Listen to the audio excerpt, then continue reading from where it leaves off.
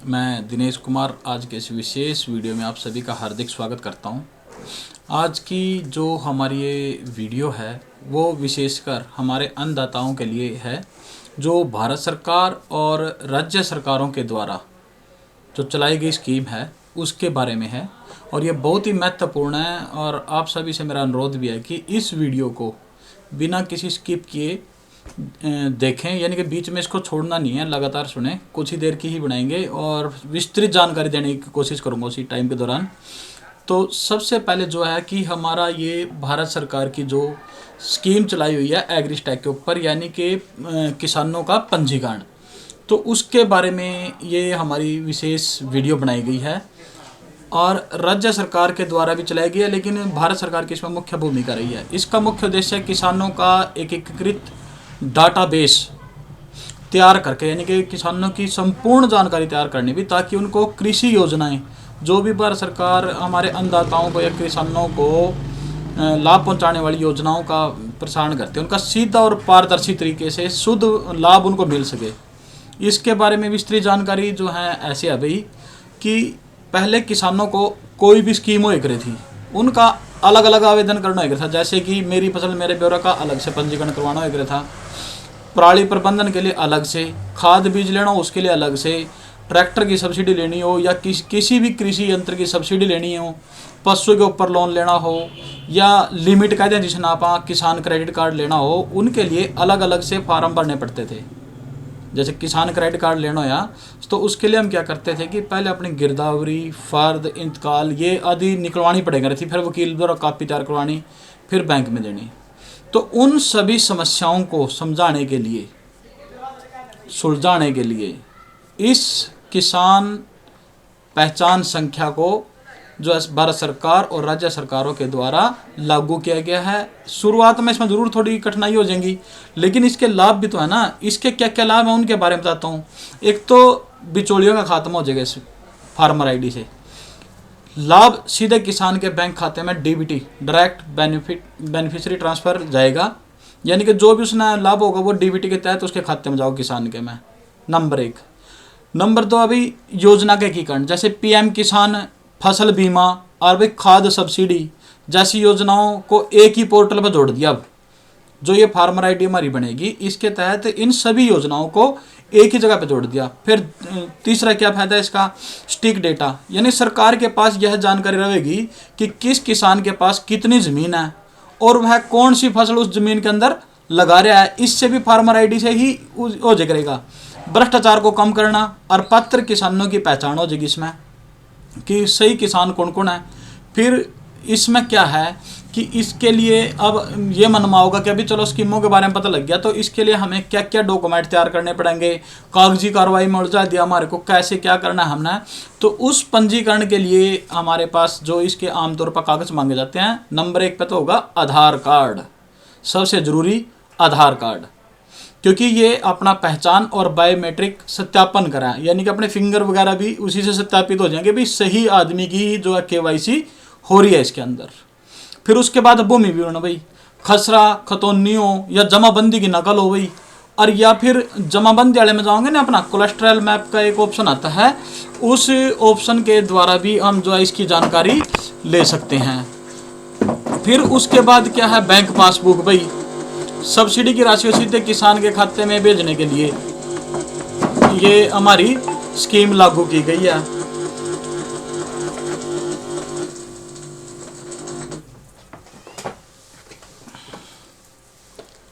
जो है भूमि विवरण हो गया भाई। उसके बाद बैंक पासबुक। बैंक पासबुक की इतनी कंपलसरी नहीं है भाई, वो बाद में आपसे अपडेट में ले जाएगी, अभी शुरुआत में बैंक पासबुक की कोई ज़रूरत नहीं है। मोबाइल नंबर, वो मोबाइल नंबर जो आपका आधार कार्ड से जुड़ा हुआ हो, उस मोबाइल नंबर की, अगर आधार कार्ड तक नहीं जुड़ रहे हो भाई, तो फिर जो है आपके जो है बायोमेट्रिक से हाथों के निशान लेके उससे भी हो सकता है। वो भी नहीं हुआ तो भाई फिर उसके चेहरे की स्कैनिंग भी करी जाए। इसका कईयों का ऐसा होता है कि हाथों के निशान नहीं आते या उसके आधार कार्ड में मोबाइल नंबर नहीं जुड़ा है, तो उसके चेहरे को स्कैन करके भी जो है फार्मर आईडी बनाई जा सकती है। फिर उसके बाद भाई इसमें पंजीकरण की प्रक्रिया में तो हमने बता दिया। और पंजीकरण करने का तरीका क्या क्या है फिर भाई, अब ये मन में आ गया कि हम इस पंजीकरण को कैसे कर सकते हैं। तो इसके पंजीकरण के इस टाइम तो हमारे पास हरियाणा के अंदर मैं बात कर रहा हूँ, 2 ऑप्शन है। एक तो ऑफिशियल एडीओ के द्वारा, पटवारी के द्वारा, कानूगो द्वारा, सेक्रेटरी के द्वारा, मार्केट कमेटी के अधिकारियों के द्वारा पंजीकरण किए जा रहे हैं भाई। दूसरा है जो यहाँ पर यह है फार्मर का। फार्मर खुद भी अपना सेल्फ का अकाउंट बना करके, क्रिएट कर करके अपने एग्री स्टैक के जो है फार्मर आईडी को बना सकता है। तीसरा जो अभी इसमें चालू तो हुआ नहीं है लेकिन होने वाला है, वो है हमारा CSC वाला भैया। ये CSC के द्वारा अभी तक जो है CSC सेंटरों पर भी कई CSC वालों के मन में आएगी यहाँ पे लॉगिन विद CSC आ रहा, तो हम फार्मर रजिस्ट्रेशन CSC के थ्रू कैसे कर सकते हैं, उसके लिए कोई आईडी बनेगी या कैसे होगा। तो मैं बता देता हूँ, CSC के ऊपर अभी कुछ राज्यों के लिए ही एग्री स्टैक की जो है प्रोसेस शुरू की गई है, और वो राज्य कौन कौन से हैं वो भी बता देता हूँ आपको। नंबर 1 पे आसाम, बिहार, छत्तीसगढ़, गुजरात, MP, महाराष्ट्र, उड़ीसा और राजस्थान, तमिलनाडु। अभी तक तो इन राज्यों के लिए ही चलो है। हरियाणा में भी आजकल मैंने आने वाला है कि एग्री स्टैक का जो है रजिस्ट्रेशन CSC के थ्रू भी आप लोग कर सकते हो। तो ये सब चीज़ें हमारे लिए हैं। अब एग्री स्टैक के फायदे भी तो बहुत सारे हैं भाई। फायदा क्या क्या है? एक तो इसमें फ़ायदा क्या होना है, एक तो हमारी जो सालाना 6000 किस्त है वो भी इससे जुड़ जाएगी। समर्थन मूल्य की जानकारी भी हमारी इसी पे आ जाएगी। कृषि उपकरण का कोई भी फार्म भरना है तो वो भी हम फार्मर आईडी के थ्रू कर सकते हैं। कोई फसल खराबे की चीज़ें लेनी है वो भी हम एग्री स्टैक के ऊपर ही ले सकते हैं। तो इस के मेन से बता देता हूँ, किसान की नई पहल है भैया, यानी कि किसान की नई पहचान, फार्मर आईडी से ही बढ़ेगा उसका सम्मान। बस फार्मर को बार बार फार्म भरने की जरूरत नहीं, सिर्फ एक ही फार्मर आईडी के थ्रू उसका सारा काम आसान हो जाएगा। धीरे धीरे उसकी सारी मैपिंग होनी शुरू हो जाएगी। लेकिन फार्मर आईडी बनवाते टाइम किसान भाइयों से मेरा अनुरोध है कि एक चीज़ का विशेष ध्यान रखें। एक तो हमने अपने मुरब्बे नंबर को और किले नंबर को सही दर्ज कराना है, ताकि उससे ये पता लग जाए कि इस किसान का भाई इस मुरब्बे में या भाई मुश्तरके खाते में इसका अपना खुद का ही जो खेत है, काश्तकार भूमि है उसकी, वो उसके खुद के उसमें है भाई।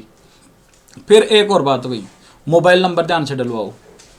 नंबर 3 पर भी जाति प्रमाण पत्र, उसका कास्ट उसको अपनी ध्यान से भरनी है। यदि वो जनरल कास्ट से आता है तो जनरल कास्ट का भरें, BC से आता है BC से, और SC से आता है तो SC वर्ग की अपनी जाति ध्यान से भरें।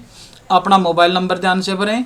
अपनी पहचान को सत्यापित कर लें भाई, खसरा नंबर, मुरब्बा नंबर जो भी है, अपने ज़मीन के या किले नंबर वो भी ध्यान से भर के ही फिर हमने कंसेंट देना है, जिससे कि हमारा ये फार्मर आईडी का सारा कुछ तैयार हो जाएगा। यानी कि इसके मुख्य बिंदु एक बार और जल्दी में बता देता हूँ कि एक तो सरकारी योजनाओं का सीधा लाभ मिलेगा, खाद और बीज पर सब्सिडी की आसान सुविधा होगी इससे, फसल बीमा और के लोन लेने में सरलता आ जाएगी, बिना किसी परेशानी के फसल की बिक्री हो सकती है। अब हर योजना होगी पास जब फार्मर आईडी होगी आप लोगों के पास। और एक और बात, तकनीक से जुड़ता किसान, फार्मर आईडी है प्रगति का वरदान। तो इन्हीं सभी बातों के लिए मैं ध्यान से सुना जो आप लोगों ने, आप लोगों का धन्यवाद भी करना चाहूँगा, और आप लोगों से आग्रह करना चाहूँगा कि जल्द से जल्द अपने नज़दीकी किसी भी सेंटर पर जा करके या स्वयं अपना रजिस्ट्रेशन कर करके फार्मर आईडी को बनवा लें, ताकि भविष्य में आपको इससे लाभ प्राप्त हो। और कोई भी परेशानी हो तो आप लोग मेरे इस वीडियो में कमेंट भी छोड़ सकते हैं, और यदि फिर भी कोई समस्या होती है तो अपने नज़दीकी अपने जो है पटवारी साहब हैं उनसे जानकारी ले सकते हैं, या अपने कृषि विकास अधिकारी हैं उनसे भी हम जानकारी ले सकते हैं। और कोई भी भाई दिक्कत होगी तो जो मेरे को होगा थोड़ा बहुत ज्ञान, मैं उसके हिसाब से भी आप लोगों को जानकारी दे दूंगा। तो इस आश्वासन के साथ ही कि भी, और मेरे को उम्मीद भी है कि हरियाणा नंबर 1 पर आएगा, और मैं अपने जिला वासियों से भी करता हूं कि भी आप लोग भी नंबर 1 पाने के लिए फार्मर आईडी को ज़रूर से ज़रूर बनवाएं। इन्हीं सब बातों को ध्यान से सुनने के लिए आप लोगों का एक बार फिर से धन्यवाद, और दिनेश कुमार को इजाज़त दीजिए भाई। आगे फिर किसी अन्य वीडियो में आपके सम्मुख जरूर प्रस्तुत होंगे भाई, कोई विशेष जानकारी लेके। तो ये भाई ज़रूर बनवा लो फार्मर आईडी बस। जय हिंद, जय भारत, जय गौ माता।